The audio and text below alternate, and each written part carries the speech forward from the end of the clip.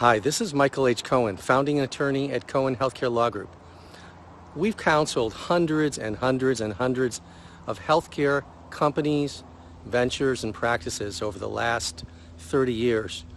And I'd like to talk to you about the difference between what makes a successful healthcare venture grow versus what leads to an unsuccessful healthcare business venture. And I can say this with confidence because we've seen these same patterns and trends over and over and over again amongst our healthcare clients. You know, some become incredibly successful. We've had companies go literally from one person in the garage to $10 million, $8 million. We have one company in the digital healthcare space, and every client comes up and says, oh, you know, we want to be like this company. It's like people say, I want to be the next Uber, or I want to be the YouTube that got bought by Google, or whatever the latest success story is. Maybe by the time I make the video and you watch it, these companies are no longer the success story. Things happen down the way, but I'm just using those to say we have clients like that just become giants. They dominate their particular micro niche. It may not be micro computing, but it could be digital healthcare for X. X could be fertility.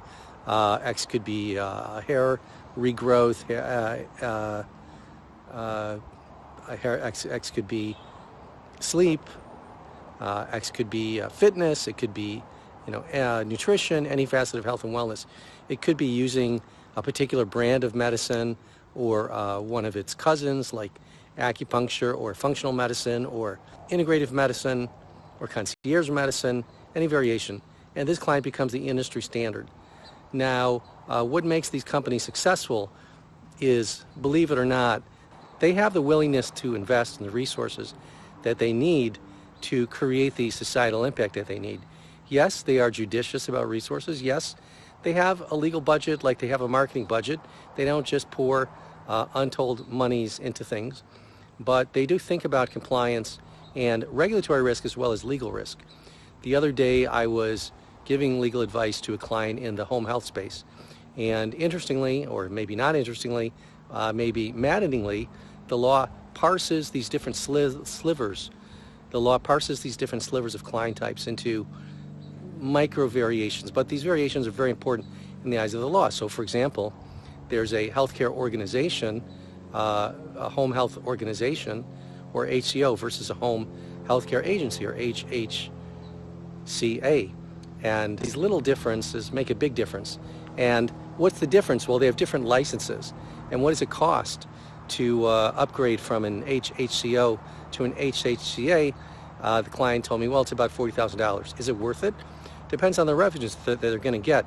But from a legal perspective, from a regulatory exposure perspective, there is a significant difference, which is that when you look at the definition of what a home health care aide can do, it involves a bunch of things, which include helping the patient to self-administer.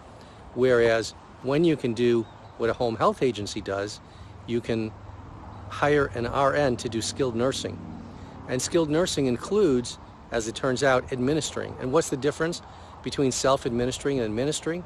Well, the difference is that if you give someone medicine and they put it into their mouth, then you've administered the drug. But if you actually put the pill in their mouth because they can't put it in themselves, then you've gone beyond self-administering and you're administering. Well, what's the big deal? You've moved somebody's hand an inch, maybe a micro inch. But the difference is that once you've administered, now suddenly you're not doing what Joe the plumber can do, because Joe the plumber can plunge a toilet, but he cannot administer a drug. Or Josephine the plumber, let's just make it gender neutral. She can't administer the drug. So the law actually carves out these really separate definitions, like administer versus self-administers, which is different than dispense, which is different than furnish, which is different than prescribe, which is different than treat, which is different than diagnose. And for example, some of these things you can and can't do depending on your licensure. Some of these things you can do depending on another practitioner. For example, you have to be under physician supervision. Some of them you can do, but you can only do them in a certain way. Like, for example, you can do an acupuncture treatment, but you can't just generally treat. Sometimes you can do things in a way that's limited by the law. For example, If you're a substance abuse treatment center and you want to hire a physician, you can do so for incidental medical services, IMS, but they can't practice primary care. So there are these micro definitions in the law, and depending on what those definitions say, you can or cannot do certain things. And it makes a lot of difference from the perspective of business strategy, because legal strategy is business strategy. And in this situation, as just one example among thousands and thousands, the two principal partners disagreed on whether to escalate their business venture to this other legal category. And a lot of times, figuring out the right legal category is half the battle. And that takes strategy. And that can be done in a reasonable way without busting the bank, but in a way that really fuels that $40,000 business decision in this case, which can then potentially lead to a $4 million revenue decision. And these are the choices that people have to make, but they're best made informed. What happens if you don't? We could talk about benefits, we could talk about pain points. Well, if you don't, if you administer or facilitate, or let's say aid and abet administering by a non-licensee or person who's not supposed to be administering, then we get into unlicensed practice of medicine. And that's where my whole legal career started, is looking at unlicensed practice of medicine, how it's defined as a crime. A misdemeanor can be a felony, can result in fines and imprisonment. It can put you in jail. It's very serious. If we were talking on the FDA side, we'd be talking about warning letters. We could be talking about seizures of goods, a cease and desist letter, just completely stopping the business cold in its tracks. We could talk about potentially criminal fines if there's a sense by FDA that the product is risky. And so, again, legal strategy informs business strategy. And what makes a difference is the willingness to commit to that reasonable amount of legal advice that can move the needle on the business side. As an example, sometimes there are clients who say, well, we don't have the money. Really? You don't have $5, $10, $15,000, maybe $20, $25 if you're extravagant, for some legal review of your situation? What about just even under the bottom figure, just have a contract reviewed, a basic contract? So many people sign agreements and they just don't look at what's in them. I was presented with a lease the other day for a house, and it gives the landlord's company the right to use my picture in social media. By the way, I moved out, I hated the place. But, the lease said that they could use my image for promotional purposes. I mean, that's just outrageous. That's outrageous. So you really have to look at what you're signing, and you have to look at what the terms are. And people get into deals all the time. They get into nasty non-compete clauses. Even if the clause is unenforceable, do you really want to go to battle with a Goliath about it?